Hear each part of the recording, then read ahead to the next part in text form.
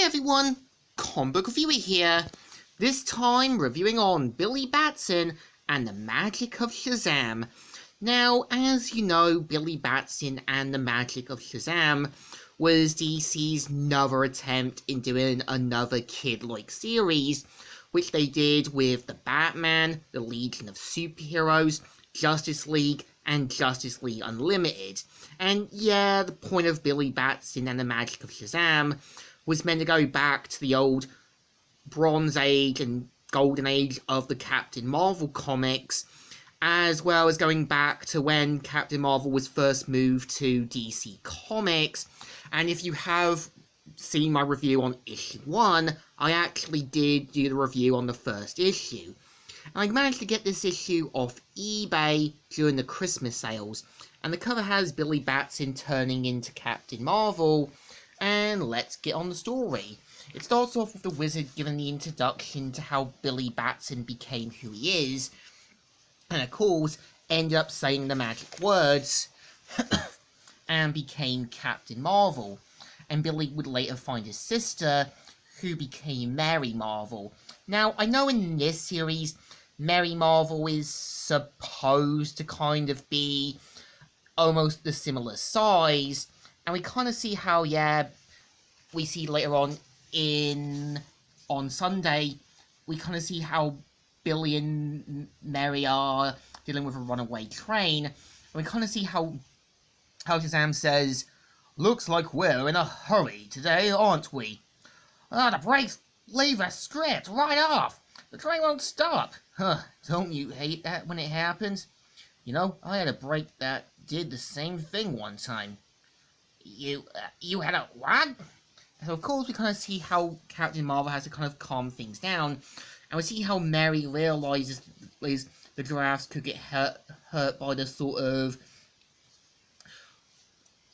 tunnel. So we kind of see how Mary tries to get Captain Marvel to listen, but of course trying to figure out how to do it. They can't lift the elephants because of air sickness, and they can't move the sort of hill because of the cows.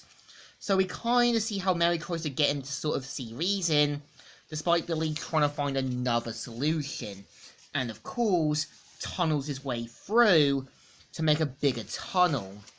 And of course, manages to help the sort of runaway circus train.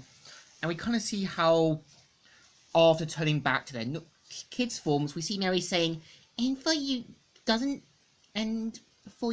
the letter stand for Wisdom of Solomon? Well, I was just thinking that maybe it would have been easier if you had simply unlocked the giraffe car on the other side. I like how Billy's thinking, oh crap, I should have thought of that. So we kind of see how basically Billy and Mary have rented the apartment by using Billy's grown-up form. So of course they have to avoid their sort of tenants of ever finding out.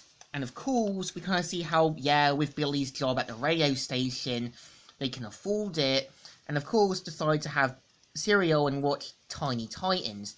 But we later learn that basically at Fawcett City Park, the former champion, known as Theo Adams, says, "Yes, I'm back, finally. I don't know how, but that 4-little punishment is over. And now, nothing can stop me from taking my revenge and conquering this world. All I need to do is say the word, and I'll have my powers back. No, I can't remember it.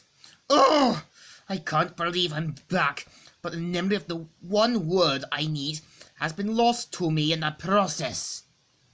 I will get that word back. The magic word will be mine once again." So of course we kind of see how Billy and Mary get ready for their first day of school, and of course have to do a parent-teacher conference, which Billy uses his Captain Marvel form to try and pose as their parent. So we kind of see how Billy manages to pull it off without any real problems, and manages to kind of get a sort of excuse note so Billy won't be late for anything. And we kind of see how the wizard calls on Captain Marvel, which he later ends up where the wizard is saying, "I see you've been playing Dad again. Hello, sir. You called for me? Oh, sir, Billy and Mary needed a parent today, and sorry. Son, there is no harm in sometimes playing grown-ups." And he points out that something terrible has happened, and of course points out with the 7 deadly sins sort of eyes opening, meaning something bad happened, and mentioning an event that happened with Mr. Mind and the Monster Society of Evil. So of course we see how basically Theo Adam is eating Girl Scout cookies, and we see one of them saying, "Besides, you didn't even say the magic word, please." "Oh, really? What sort of magic word can be done with the word please?" And we see how Theo Adam realizes who that is and tries to figure out how to kind of get him to say the word. And we see at the radio station, Billy sort of says hi to everyone until we see how a construction project is going haywire, so Captain Marvel shows up to kind of stop it, and of course mainly figures out what to do and takes down the sort of crane balls like bowling balls, and after saying goodbye and turning back into his kid form, we see Theo now knowing the words and planning to get his revenge. And if you don't know, in the sort of original Crisis comics and that, Theo Adam was meant to be Black Adam. I know in the post-Crisis comics, 10th Adam actually borrowed his descendant's body, and I know basically with the new 52, it's meant to be 10th Adam. So I think the issue is actually not too bad. Again, I can see where DC want to do a new kid series, and I think, yeah, Billy Batson and the Magic of Shazam isn't a bad idea. And I think there's a lot of DC characters that do have potentials for good stories, and I think this one is definitely readable. So I think it definitely deserves a thumbs up.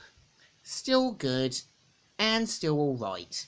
So, Comic Reviewer here, signing out.